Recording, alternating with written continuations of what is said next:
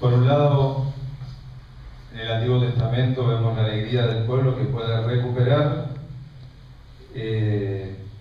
la presencia del templo en medio del pueblo. Habían sido invadidos, habían sido destruido el templo, y el pueblo vuelve a tener ese lugar y lo vuelve a consagrar a Dios, vuelve a sentir que tiene un lugar para el culto. Cuando habían estado fuera de su tierra, desterrados en Babilonia, no podían públicamente celebrar la fe, y con estos rituales que llevaba en el Antiguo Testamento el pueblo, ¿no es cierto?, de ofrecer sacrificios a Dios. El templo, de vuelta en Jerusalén, va a significar la presencia de Dios, incluso con esa magnitud que tenía y tiene todavía el lugar del templo de Jerusalén, en esa montaña, hacia el cual pareciera que todas las montañas confluían como la montaña principal de toda Judea. Era lugar de peregrinación de todos los años, y era el lugar también elegido por Jesús, donde Jesús enseñaba, dice, todos los días en el templo. El templo es un signo exterior, hoy para nosotros también, de una presencia de Dios en medio de su pueblo, que en realidad tampoco es propia de nuestra cultura cristiana. Los egipcios, ¿no es cierto?, nosotros heredamos el obelisco. ¿Ustedes saben el obelisco qué sentido tiene? No. Ah, ¿vieron? No saben. Yo sé quién lo hizo, pero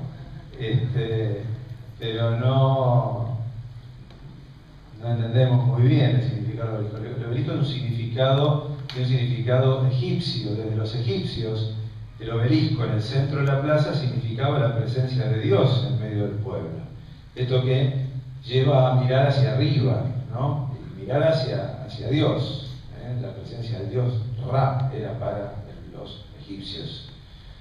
En su cultura propia, cada plaza tenía que tener un lugar, ese lugar público, con una referencia directa a Dios. O sea que esto no es nuevo. Es algo que pareciera que está en la cultura del hombre mucho antes de los cristianos y mucho antes de Jesucristo. Las culturas tienen lugares de culto. Algunos sistemas han quitado los lugares de culto, han querido quitar a Dios de la escena pública, han querido como reservar la fe a un estado privado del ser humano. Sin embargo, antes y fuera del cristianismo, vemos que hay un montón de templos en todas las culturas, porque el hombre concibe, ¿no?, por naturaleza, algo que está más allá, y entonces la mayoría de las culturas lo eligen de distintas maneras, pero ponen un lugar de referencia de lo sagrado y de lo trascendente del hombre. Para nosotros los templos en nuestros barrios, las catedrales en determinadas regiones, son como el lugar que convoca de algún modo ya nuestra fe cristiana, como convocaba al pueblo de Israel aquel templo de Jerusalén.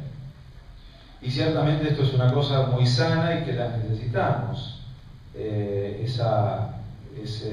lugar que sin darnos cuenta nos va como devolviendo en medio de la ciudad la presencia de Dios. Pasamos por una iglesia y nos sale hacer una señal de la cruz, saludar, ¿no?, al Santísimo, reconocer un lugar sagrado y reconocer también que en cada lugar se reúne una comunidad cristiana que tiene fe, y ahí es el lugar de una comunidad cristiana que tiene fe y que la celebra.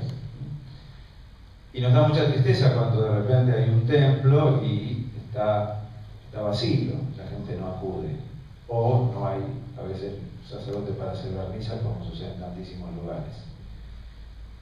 Ahora bien, más allá de este templo físico que nos reúne, también nosotros los cristianos tenemos esta llamada, ¿no?, como va a ser Jesús en este episodio. Jesús quiere que el templo muestre la presencia de Dios. Dice, se había convertido en un lugar de comercio. Cuando te aumentaban las palomas, que era lo que había que ofrecer cuando nació un chico, se aumentaban los animales, comercializaba con un montón de cosas. Entonces Jesús rechaza, ¿no? Y como propio de los profetas del Antiguo Testamento, que a veces no hablan tanto con palabras como con gestos, Jesús con un gesto va a empezar a derribar las mesas de los cambistas. Es curioso, algunos dicen, y Jesús se puso violento. Sí, pero fíjense que no hizo violencia contra las personas, sino contra las cosas, ¿no? Entró a patearle la mesa por todos lados. Bueno, tiene ira, el muchacho tenía su carácter también, había que permitírselo, ¿no? Dios también va a decir, dice que cuando lo veían decían que les recordaba esa frase del Antiguo Testamento, el celo por tu casa me devora. O sea, Jesús lleva la conciencia de que Dios tiene una casa en medio de la ciudad, Dios tiene una casa en medio del pueblo. Y esa casa de Dios es ese lugar donde Dios dialoga con su pueblo. Es curioso cómo dice este texto tan corto, Jesús predicaba todos los días y el pueblo lo escuchaba y estaba pendiente de sus palabras. El templo como lugar donde vamos a escuchar a Dios. Lugar privilegiado para decir Dios está y Dios habla y a Dios lo escuchamos. En el Nuevo Testamento Jesús va a atreverse a decir ante estas disputas del templo, destruyan este templo y yo lo reconstruiré en 3 días. Le van a decir, pero si tantos años llevó a construir el templo, vos lo vas a levantar en 3 días. Y dice, pero se refería al templo de su propio cuerpo. Y San Pablo va a desarrollar también en una de sus cartas toda una teología del cuerpo humano, del cuerpo del cristiano, como el templo de Dios, el lugar donde Dios también nos habita. ¿Acaso no saben que ustedes son templos del Espíritu Santo? Entonces, cada uno de nosotros, cada ser humano y cada bautizado sobre todo, es también esta obra de Dios, es este templo de Dios, es este lugar incluso de referencia de Dios para los demás. Diremos, bueno, pero hay personas que se pervierten de tal manera que ya no muestran nada de Dios. Hay personas que muestran más al demonio que a Dios, vamos a decir, ¿no?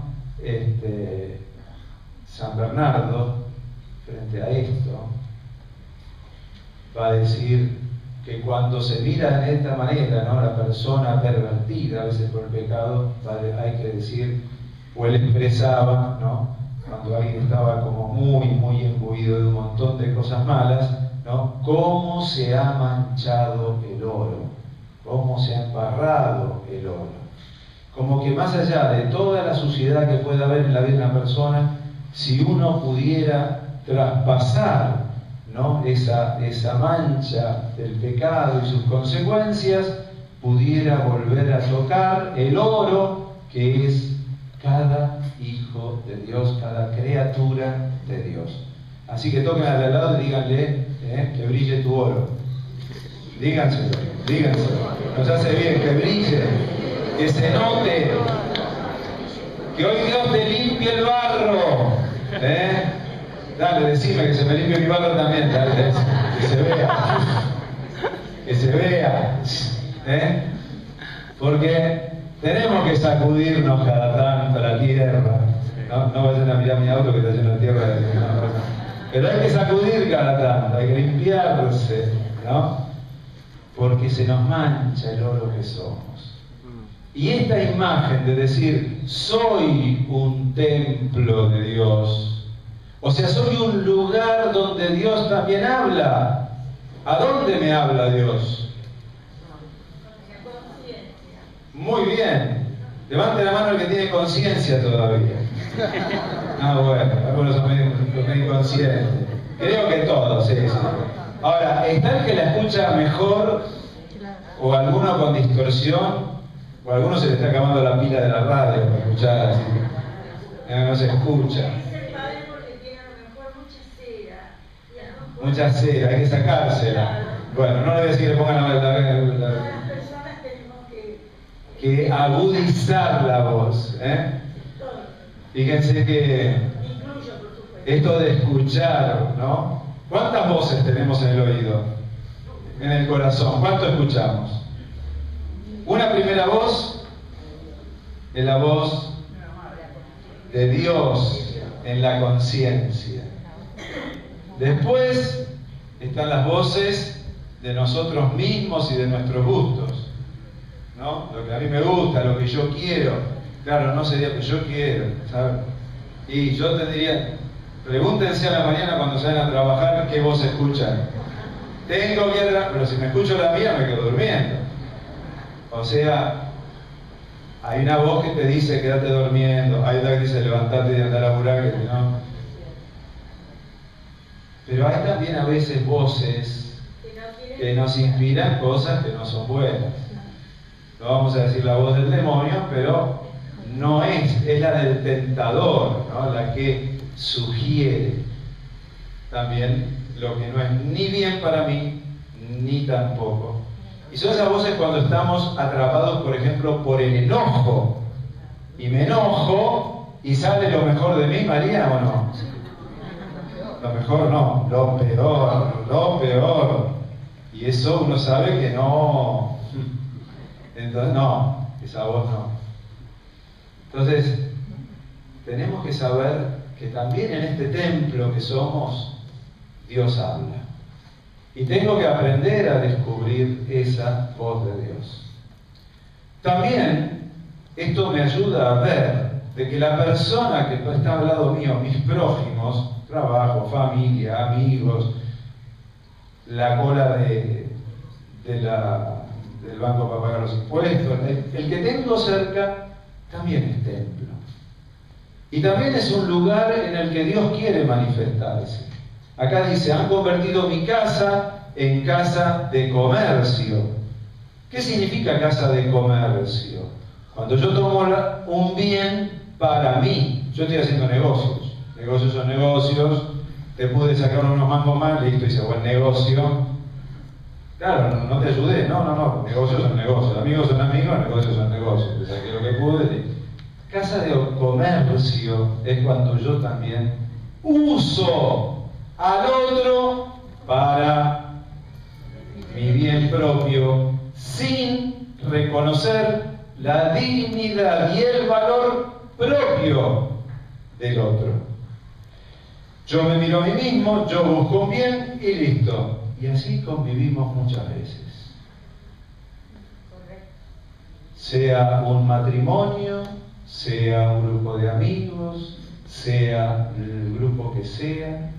Muchas veces no miro desde el Dios que habita al otro, sino desde mí mismo.